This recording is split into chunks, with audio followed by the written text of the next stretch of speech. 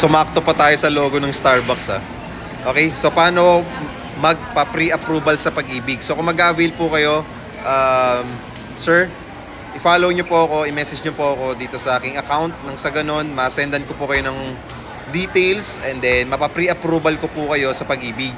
So, kung kukuha po kayo sa amin ng 10,000 cash out only promo namin na walang down payment, kami na pong bahala magpa-pre-approval nun. Libre lang po yun, walang bayad yun. Tapos, kukunin ko lang po yung mga requirements na kailangan natin kay Pag-ibig.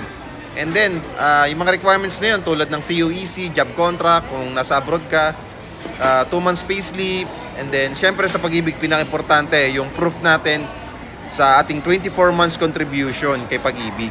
Okay? So, yun lang po. So, ganun lang po magpa-pre-approval. Sobrang bilis lang po. And, valid IDs, birth certificate, or passport. And then, basic requirements na lang po yung iba. TIN number, TIN verification. So, yun lang naman po yung mga kailangan. Okay? So, kung gusto nyo po magpa-pre-approval ng libre, okay, 15 minutes lang po yun. Office hours, 9 a.m. to 5 p.m.